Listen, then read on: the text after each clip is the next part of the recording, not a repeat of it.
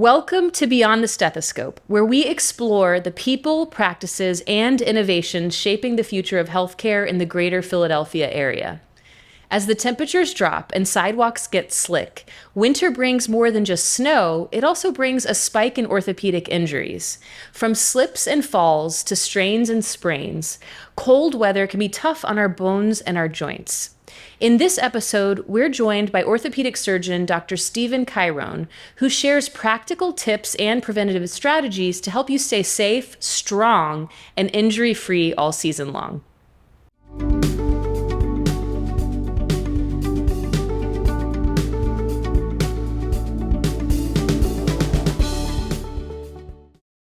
Dr. Cairone, thank you so much for joining us today. Thank you for having me. I really appreciate your time. I know you're very busy. If you wouldn't mind, before we get into our topic of the day, I'd love to hear a little bit more about your background and maybe how long you've been with Trinity Health Mid-Atlantic. Sure. So I grew up in the Montgomery County area, Horsham, Pennsylvania. I went to medical school at the Philadelphia College of Osteopathic Medicine. Mm-hmm. I then did my internship, my residency there, and a one-year spine fellowship at the University of Pennsylvania. As soon as I came out of my fellowship, I went to work at St. Mary Medical Center. Mm-hmm. I've been there for 20 years.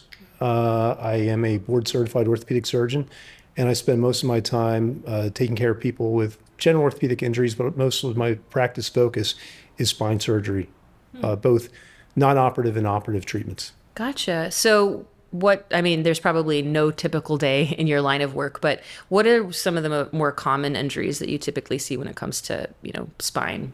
So I see a lot of, garden variety, lumbar sprains, strains. You pick something up, you throw your back out, as well as a lot of radicular type complaints, both in the arms and the legs, meaning pain that goes down the arms, the legs that people may have a disc herniation for, or something that needs more aggressive treatment, more so than physical therapy, sometimes injections, sometimes surgery. 90% of all back pain, neck pain, arm pain gets better without surgery. But most of my practice now is geared towards taking care of the people that do need surgical intervention.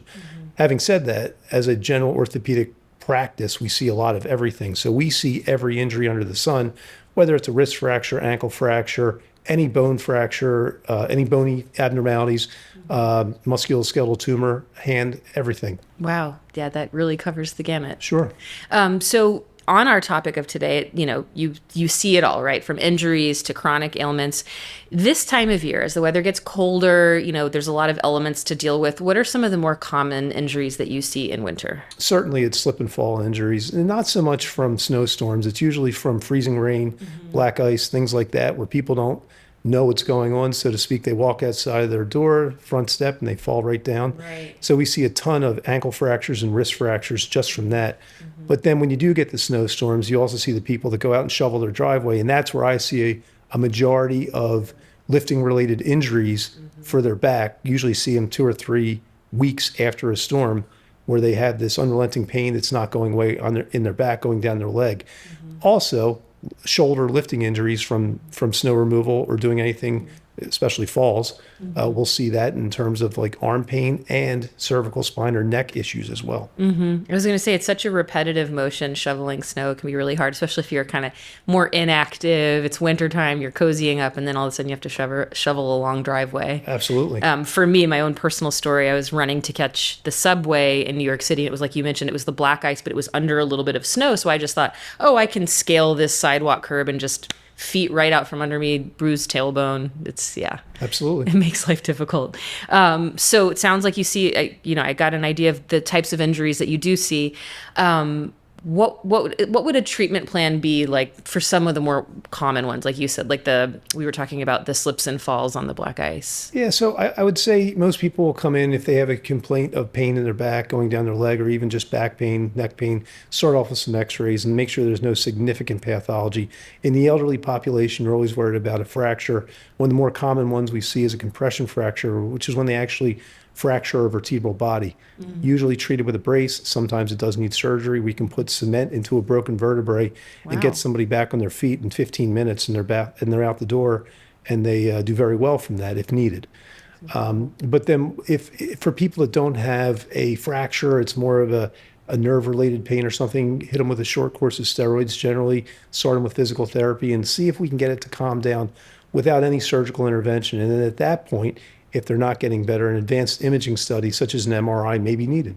Okay, great. That's good to know. But it's nice to know there's several interventions that aren't just straight to surgery, which, Surgery is always the last thing that we do. And it's, if somebody, I'll rarely operate on somebody if they don't have significant arm or leg pain, because generally people don't do very well with just surgery for back or neck pain. In some cases they do, such as fracture work, but for the most part, we try to stay away from that if possible. Absolutely. So what would you say to me if I were one of your patients who came in with a winter-related injury, say a slip and fall? What would be preventative measures that you would recommend to your patients? I think some of it's the simple stuff, especially for the elderly, salting areas that you're going to step down onto, especially a driveway next to your house, a walkway, things like that. And if you're elderly or you're older and you can't do that for yourself, just hire somebody to take care of it. I mean, I think that's the big thing. As we get older, we still think that we can do a lot of things that we probably shouldn't be doing.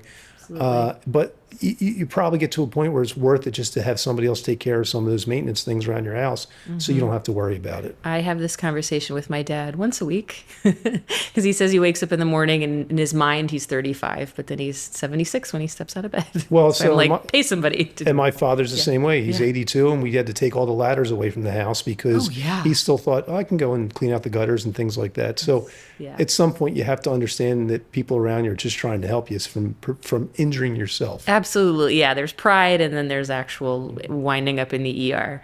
Do you have any different treatment approaches to cold weather injuries that you do to other types of orthopedic injuries that you see? I think it depends. It depends on if you're looking at, like, a lot of kids are playing sports year round. They're out in the snow, or they're out, even though it's snowing and it's cold outside, they're still playing, practicing 3 or 4 nights a week and stuff like that. So I think warming up properly is a really big part of that for the younger population. Absolutely. I think for the older population, if you decide that you're going to go outside and shovel snow, as funny as it may sound, like, some basic stretching wouldn't be a horrible idea, and to keep yourself in shape throughout the year with I think everyone should probably doing some amount of stretching for their low back, for their neck, as well as general physical fitness for them, I think is reasonable. Absolutely. Yeah.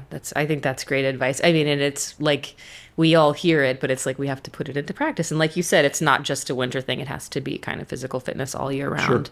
Sure. In terms of traction, like gear people can wear, anything like that you would recommend? Like, I know it might seem like a no-brainer, but some of us, it's like, oh, that pair of shoes I haven't switched out in 3 years. Like, do you recommend like good traction for winter slips and falls? Certainly, but I think ice always wins. So it's one of those things that no matter, preventing yourself from slipping on the surface is number one. If you're going to go out and shovel something, a lot of people, like people at Home Depot, Lowe's, whatever, wearing the, those back braces to help prevent lifting injuries. If you're an older person and you're going to go out and shovel snow, it may be worthwhile to wear a similar type of support just to help keep your body ergonomics a little bit more straight up and down. But I do think the traction not falling is a big thing, and don't overload. You don't have to, a snowblower, great invention. Yeah. Let the machines do the work for you. Yeah, there's a reason they exist. Yes. Anything else that you'd like to add for our viewers in this conversation of, prevention and treatment in terms of orthopedic injuries? Sure. I mean, I think one of the main things is we try to get people in as quickly as possible when needed. We have a great team of people, PAs, nurse practitioners, et cetera, that are there to help get people into the doors and get them appropriately triaged into the right provider. So I think, don't be afraid to reach out and make a phone call if you need something. Thank you for that. Yeah, that's very helpful. And thank you again. I know you're extremely busy. I appreciate you taking the time, because what's that saying about an ounce of prevention? It means a lot. Really, really rings true when it comes to orthopedic health. Thank you so much, Dr. Cairone. My pleasure. Thank you. Thank you. Winter may be beautiful, but it can also be risky if we're not prepared.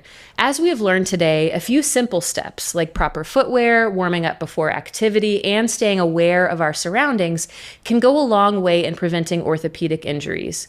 If you happen to need an orthopedic specialist this winter, Dr. Cairone's practice information is in our description below.